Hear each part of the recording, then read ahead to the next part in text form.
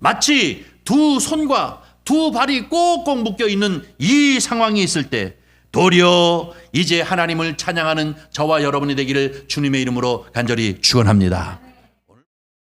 하나님 말씀 보겠습니다. 하나님 말씀은 사도행전 16장 22절부터 32절까지 말씀입니다.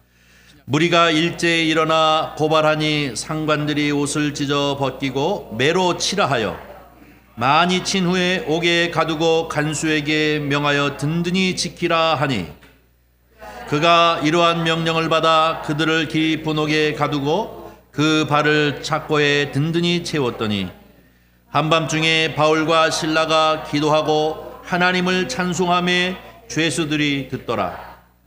이에 갑자기 큰 지진이 나서 옥토가 움직이고 문이 곧 다 열리며 모든 사람이 매인 것이 다 벗어진지라.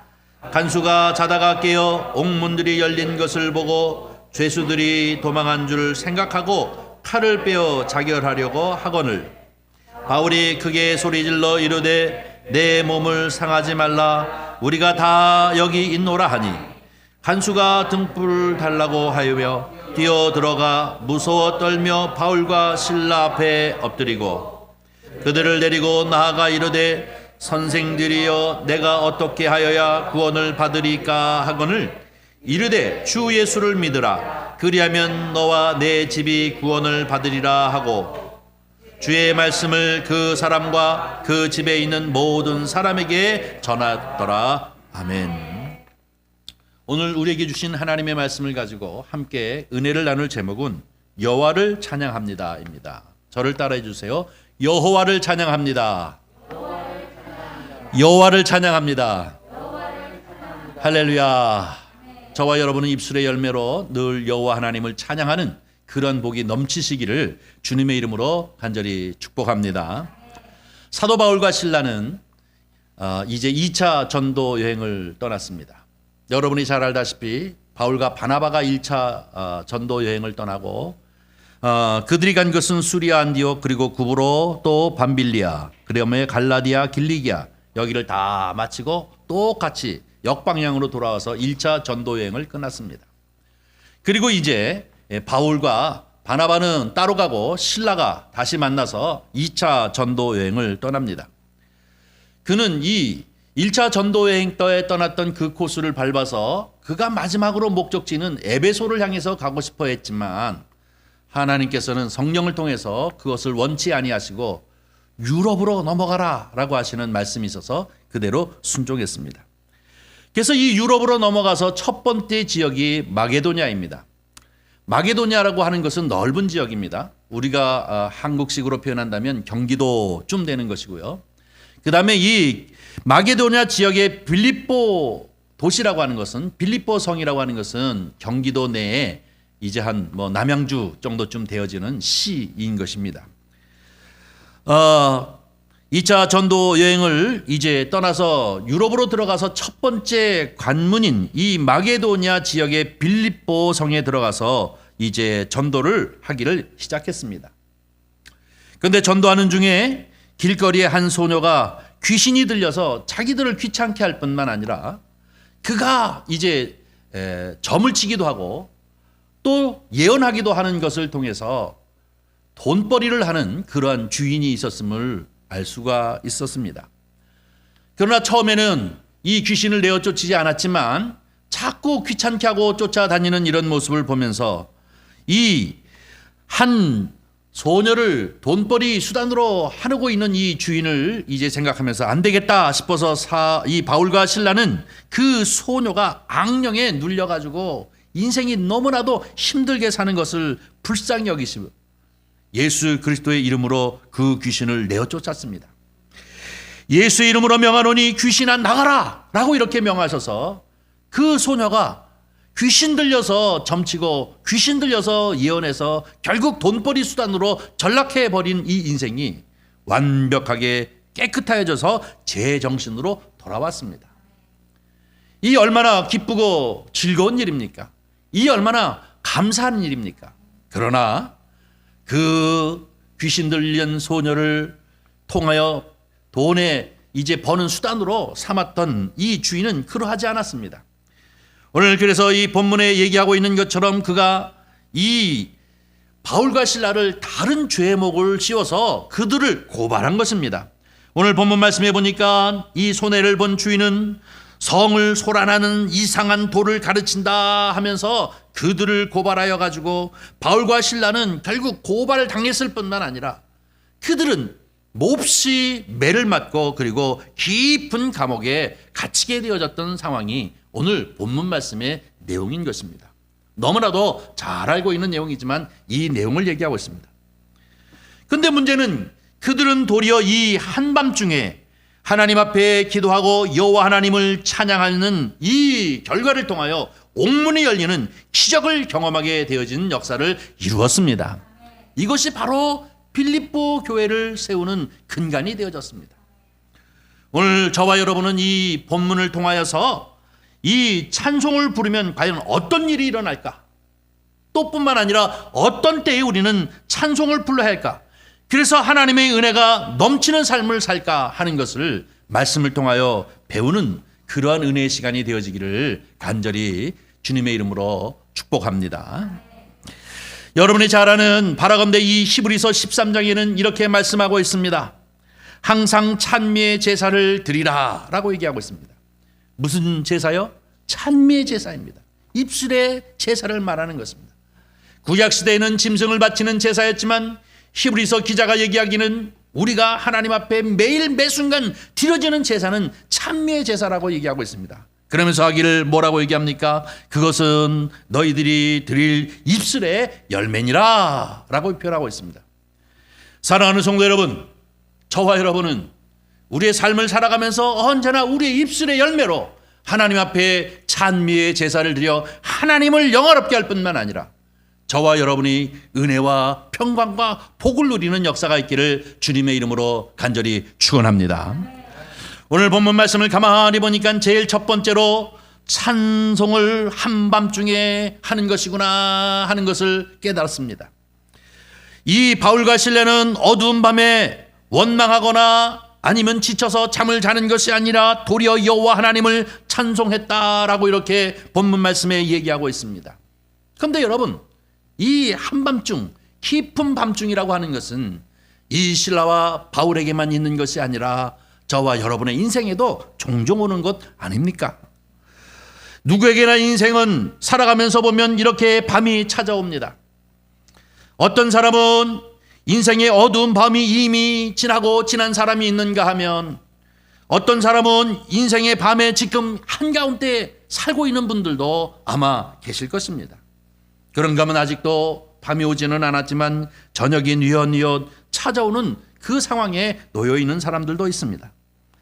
언제라도 우리의 인생을 가만히 보면 이렇게 어두운 밤이 찾아올 때가 종종 있습니다. 그러나 이 밤이 찾아오는 것은 막을 수가 없는 것입니다. 한 사람도 예외가 없습니다. 우리가 이 밤이 찾아올 때마다 우리의 인생을 잘못 살았나 하는 생각을 하기도 하고 이 밤이 깊이 내 인생에 찾아올 때 하나님이 나를 징벌하고 계시는가 라고 이렇게 생각하기가 참 쉬운데 사실상 이 인생의 밤은 언제라도 찾아오는 것입니다. 근데 문제는 무엇이냐? 이 밤이 찾아올 때 우리는 어떠한 태도를 취하고 살아가느냐 하는 것이 가장 중요한 것입니다. 여러분이 잘 알다시피 이제 이 문제를 맞닥뜨린 이들은 결국은 이를 악물고 원망하면서 길고 긴 밤을 지내 세운 것이 아니라 도리어 하나님을 찬송하면서 기적의 경험을 역사하는 이 실라와 바울을 가만히 기억하면서 저와 여러분은 도리어 이 어두운 밤이 찾아올 때 더더욱 하나님을 찬송하는 저와 여러분이 되기를 주님의 이름으로 간절히 축원합니다. 깊은 밤이 되어질 때 이러지도 저러지도 못하는 이런 상황이 되어질 때 더더욱 목 놓아 주님을 찬양할 때 주께서 우리에게 은혜를 베풀어 주실 줄 믿습니다. 여러분, 찬송은 기쁠 때만 하는 것이 아니라 어떤 의미에서 더욱더 우리의 마음에 눈물이 흐를 때 주님을 찬양하는 그 찬양을 통해서 하나님이 나에게 주시는 그 개인적으로 주시는 은혜가 더욱 넘치고 그 은혜가 정말로 감사한 역사를 이루게 되어지는 줄 믿습니다. 바울과 실라는 이 밤이 찾아왔을 때 당황하지 않았습니다. 바울과 실라는 이 어두운 밤이 찾아왔을 때 도리어 이를 악물고 원수를 갚아야 되겠다고 작심하지 않았습니다. 그는 도리어 이 온몸이 만신창이가 되어주도록 을신 맞았지만, 그러나 그럼에도 불구하고 오늘 본문 말씀 25절에는 뭐라고 얘기합니까? 한밤중에 바울과 실라가 기도하고 하나님을 찬양하매 라고 표현하고 있습니다. 이와 같이 저와 여러분도 찬양하는 그런 은혜가 있기를 주님의 이름으로 간절히 축원합니다. 이런 사람들에게 무엇이 일어납니까? 옥문이 흔들리는 기적의 역사를 경험하게 되어지는 줄 믿습니다. 종종 우리 교회도 이러한 간증하시는 분이 개인적으로 제가 듣습니다. 목사님, 저는 힘들 때마다, 인생이 지칠 때마다, 그리고 여러 가지 매여서 어찌할 바를 모를 때마다, 위로가 필요할 때마다 주님을 찬양합니다. 밤새도록 이제 찬양을 듣고, 그리고 또 계속 읊조리면서 이제 찬양을 하면 하나님이 나를 안아주시고 또 위로해 주시고, 그런가 하면 죽을 것 같고 더 이상 희망이 없을 것 같고 좌절할 수밖에 없는 상황인 것 같은데, 하나님께서 기적의 역사를 통해서 위로해 주시고 새로운 변화를 이제 보여주셔서 얼마나 감사한지 모릅니다 라고 이렇게 개인적으로 간증하는 분도 계십니다. 사랑하는 성도 여러분, 오늘 우리는 이 본문 말씀을 보면서 이 바울과 실라와 같이 내 인생에 어두운 밤이 찾아왔다고 하면 그때 당황하거나 아니면 한숨을 아래 위로 쉬면서 세월을 보내는 것이 아니라 더욱더 하나님 앞에 바짝 달겨들어 더욱 목 놓아 그 성호를 찬양함으로 하나님이 주시는 위로와 축복을 누리시는 저와 여러분이 되기를 주님의 이름으로 간절히 축원합니다. 이것이 믿음의 삶을 살며 이것이 믿는 자로서 이기는 삶을 살아가시는 줄 믿습니다. 오늘 본문 말씀의 두 번째 보니까 찬송은 묶여있을 때 도리어 하는구나 하는 것을 깨닫습니다.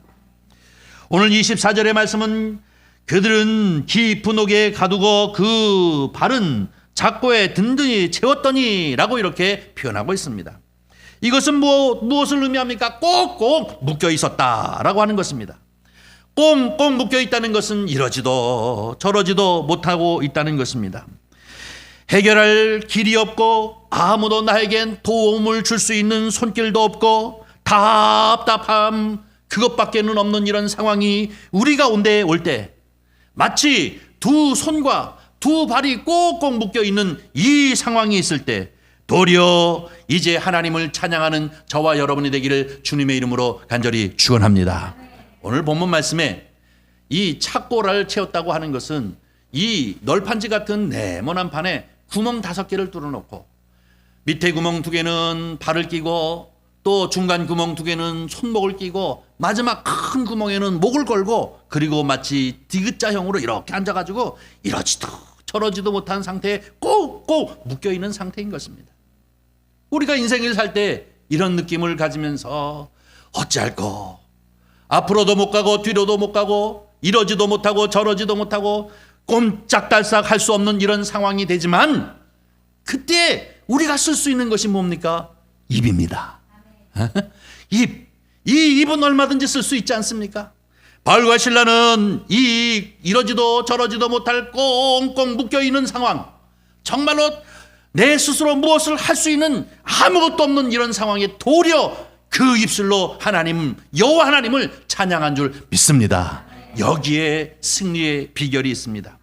사랑하는 성도 여러분, 저와 여러분은 언제나 이 열려있는 입술, 마음으로 찬양하고 입술로 찬양하고 이러지도 저러지도 못할 때에 더욱더 찬양하고, 그리하여 하나님이 함께 하시고 하나님의 기적을 경험하시는 저와 여러분이 되기를 주님의 이름으로 축복합니다.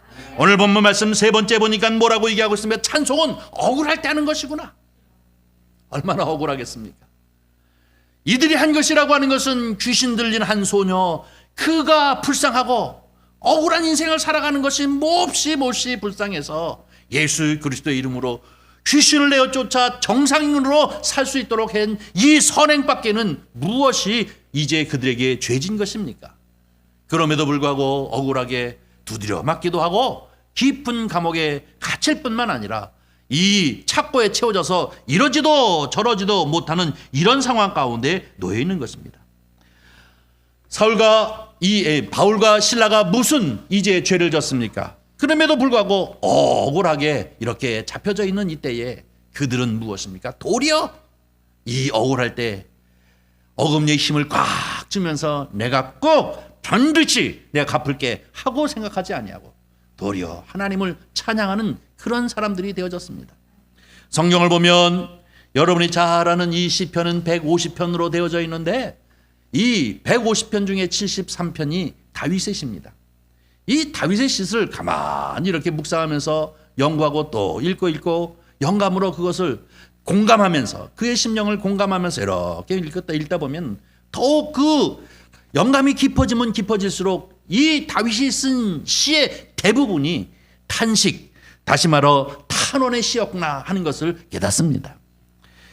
다윗은 어떤 의미에서 이 73편의 시를 써가면서 하나님을 찬양했는데 그때는 어느 때입니까? 그가 이제 정말로 억울할 때, 그가 어찌할 바를 모르는 이런 캄캄한 상황에 있을 때, 묶여 있을 때, 도리어 힘들 때 하나님 나를 도와주시옵소서. 나의 힘이 되시는 하나님이여, 나의 능력이 되시는 하나님이여, 저 원수들 앞에서 나를 높여 주시옵소서 하고 찬양하는 것을 볼 수가 있습니다. 이것이 바로 다윗의 시입니다. 사랑하는 성도 여러분, 이것은 다윗의 시만이 아니라 저와 여러분의 찬송의 제목이 되어야 될 줄 믿습니다.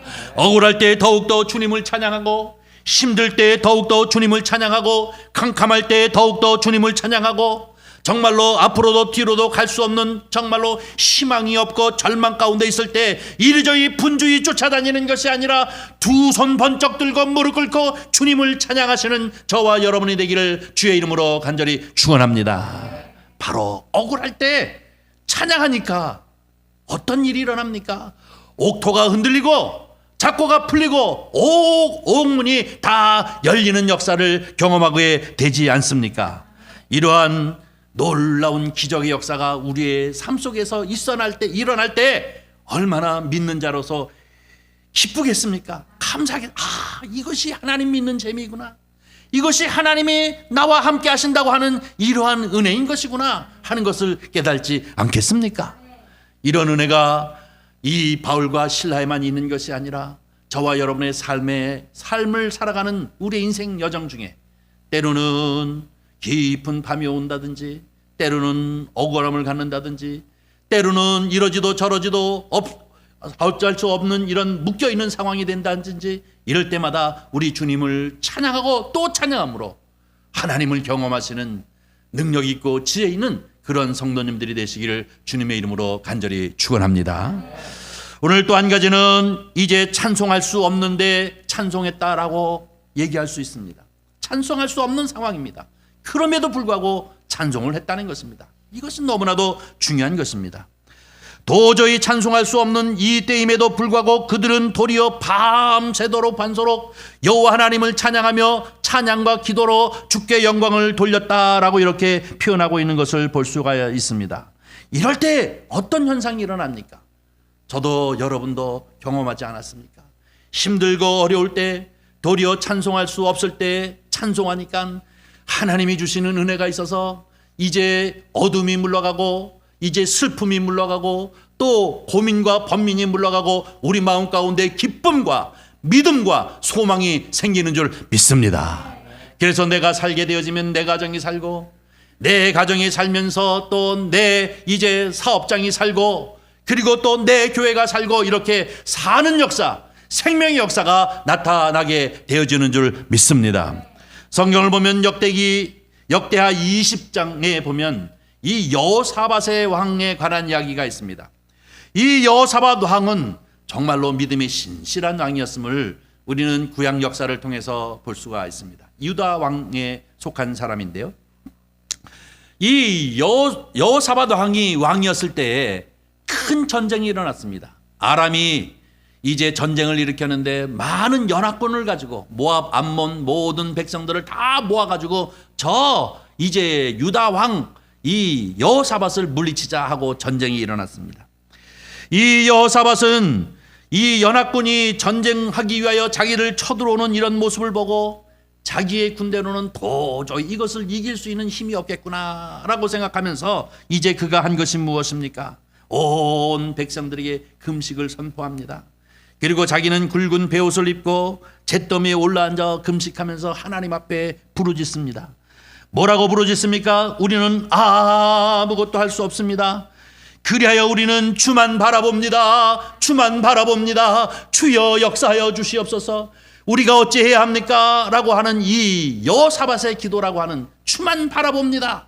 우리는 아무것도 할 수 없어서 주만 바라봅니다 라고 이렇게 기도하고 또 기도하며 주님 앞에 부르짖을 때 여호와 하나님께서 그에게 찾아오셔서 응답하시기를 뭐라고 얘기합니까? 너희는 내일 군호를 짜고 전쟁에 나갈 때 내가 명한 대로 하라 라고 하시면서 그가 이 여호와 하나님께서 그에게 말씀하신 것이 무엇입니까? 저 연합군과 상대를 해서 이제 싸우러 군호를 짜고 나갈 때 제일 앞에 세우는 것이 성가대를 세우라는 것이잖아요. 성가대를 세우라는 거예요. 그 다음에 보병, 그 다음에 기병 이렇게 세우라는 것입니다. 그런데 보편적으로 전쟁을 할 때는 앞에 보병이 서고 그 다음에 기병이 서고 그 뒤에서 이제 이 군악대가 꽝꽝꽝꽝 거리면서 열심히 용기를 내어서 싸우라고 하는 것이 보편적인 전쟁인데 여호와 하나님은 반대로 얘기하고 있습니다. 맨 앞에 무엇을 얘기하고 있습니까? 성가대를 세우라는 것입니다.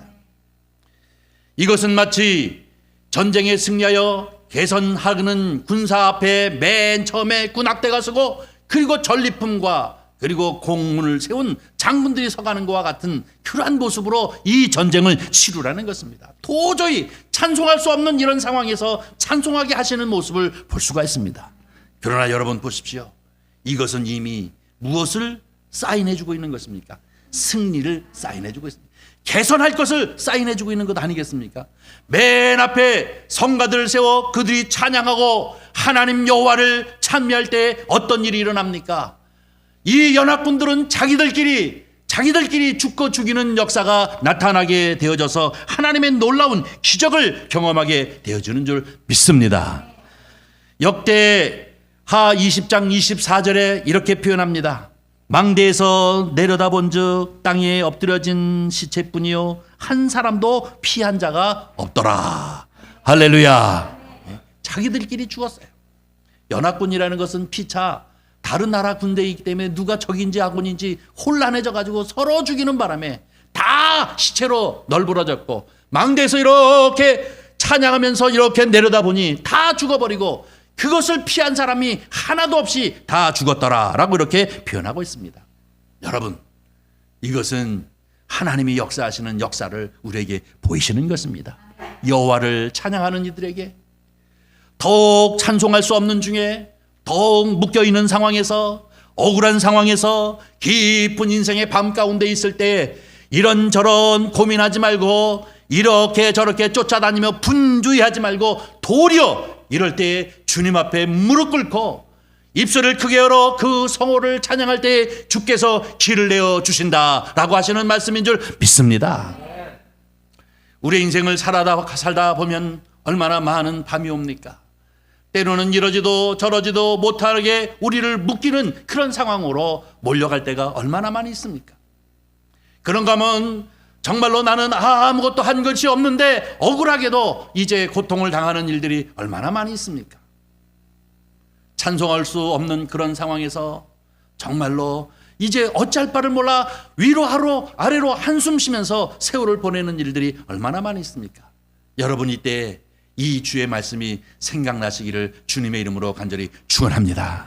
하나님 믿는 믿음의 백성들이 삶의 원리는 무엇이냐? 그럴수록 더더욱 목소리 높여 주님을 찬양할 때 여호와 하나님을 찬양합니다 라고 이 다윗처럼 만군의 하나님 여호와여 나를 도우소서.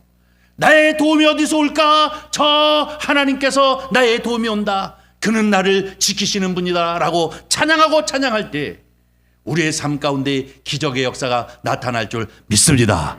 옥문이 열리고 작고가 풀리고 그리고 또 이제 정말로 하나님의 영광을 볼 수 있는 그러한 축복의 역사가 나타날 줄 믿습니다. 오늘 본문 말씀 보면 마지막으로 이제 찬송하니까 자기만 사는 것이 아니라 다른 사람도 살린다고 표현하고 있습니다. 오늘 본문 말씀에 보면 찬송하면 나만 사는 것이 아닙니다. 내 가정만 사는 것이 아니라 내 이웃이 사는 것만으로 끝나는 것이 아니라 오늘 본문 말씀에 보니까 30절에 이렇게 얘기하고 있습니다. 우리 30절 한번 볼까요? 30절 읽겠습니다. 시작. 그들을 데리고 나가 이르되 선생들이여 내가 어떡하여야 구원을 받으리까 하거늘 31절 이르되 주 예수를 믿으라 그리하면 너와 내 집이 구원을 받으리라 하고 아멘 할렐루야. 나만 사는 것이 아니라 내가 이 어둠 속에서 하나님의 기적을 경험하면서 새로운 하나님의 놀라운 축복의 역사를 경험하게 되어질 때 그것을 본 사람들도 살아나는 역사가 나타나는 줄 믿습니다. 내가 어떻게 해야 나도 이 어두운 이 인생살이에서 모두 노연하고 하나님의 은혜를 받고 하나님의 복을 받고 구원받으면서 살 수 있습니까? 하고 다른 사람도 살리는 역사가 나타나는 것입니다. 내 이웃을 살리고 내 친척을 살리고 또 뿐만 아니라 나와 같이 하는 모든 친구들도 살리고 이런 삶의 역사가 나타나는 것이 바로 여호와 하나님을 찬양하는 데서부터 비롯되고 있다는 사실을 기억하시기를 바랍니다. 이때 기적의 역사가 나요. 조금 더 나가면 여러분이 잘 알다시피 루디아와 그리고 이 감옥의 간수 그리고 그 친척 그리고 친구들과 더불어 무엇이 일어납니까? 빌보 교회가 개척되어지는 역사가 나타나는 줄 믿습니다. 여러분 오늘 우리는 이 말씀을 통해서 정말로 하나님의 놀라운 역사를 경험하시는 축복이 있기를 주님의 이름으로 간절히 축원합니다. 26절 말씀을 보니까 이에 갑자기 큰 지진이 나서 옥토가 움직이고 문이 곧 다 열리며 모든 사람이 매인 것이 다 벗어진지라 라고 얘기하고 있습니다. 이것이 얼마나 큰 은혜입니까? 큰 기적의 역사입니까? 찬송은 기적을 불러 일으킵니다. 찬송은 우리의 심령을 살립니다. 찬송은 우리의 삶을 변화시킵니다. 찬송은 우리의 이제 앞으로 나아갈 소망을 주는 것이 바로 이 찬송인 줄 믿습니다. 찬송은 우리를 승리하게 하십니다. 여러분 이것은 진리의 말씀입니다. 하나님의 말씀입니다. 하나님이 말씀하셨을 뿐만 아니라 역사의 과정들을 통해서 이러한 기적을 경험하는 이들을 우리에게 말씀을 통하여 소개하고 있습니다. 이것은 무엇을 의미합니까? 저와 여러분의 인생도 여호와 하나님을 찬양하면 어려울수록 힘들수록 좌절을 느낄수록 길이 없을수록 캄캄할수록 더욱더 목소리 높여 주님을 찬양하고 그 은혜의 말씀을 붙잡고 마음껏 찬양하면 하나님의 놀라운 기적의 역사 하나님이 함께 하시는 놀라운 역사를 경험하게 되어질 줄 믿습니다. 이런 은혜가 저와 여러분 뿐만 아니라 우리 선한 이웃교회 역사하셔서 이제 이 새해 하나님의 놀라운 기적의 역사를 경험하면서 승승장구하는 저와 여러분이 되기를 주님의 이름으로 간절히 축원합니다. 기도하겠습니다. 자비로우신 아버지 하나님 감사합니다. 오늘 이 아침에도 주님을 사모함으로 주님 존전 가운데 나와 은혜 자리에서 목소리 높여 두 손 들고 주님을 찬미할 수 있도록 은혜를 베푸심을 진심으로 감사를 드립니다. 우리를 복되게 하여 주시옵시고 심령이 살게 하여 주시옵시며 하나님의 영광을 드러내는 귀하고 귀한 축복이 넘치도록 은총 베풀어 주시옵소서. 혹 지금 어둠 가운데 있는 이 있습니까? 혹 지금 꼼짝할 수 없는 상황 가운데 있는 이 있습니까? 혹 지금 억울함을 어찌할 바를 알지 못하여 가슴을 치고 있는 이 있습니까? 더욱더 주님을 향하게 하시고 주님을 바라보게 하시고 입술을 열어 그 성호를 찬미하여 하나님 영광을 볼 수 있도록 은총을 베풀어 주시옵소서. 우리의 삶을 주님 앞에 온전히 위탁하오며 우리 구주 예수님의 이름으로 기도하옵나이다. 아멘.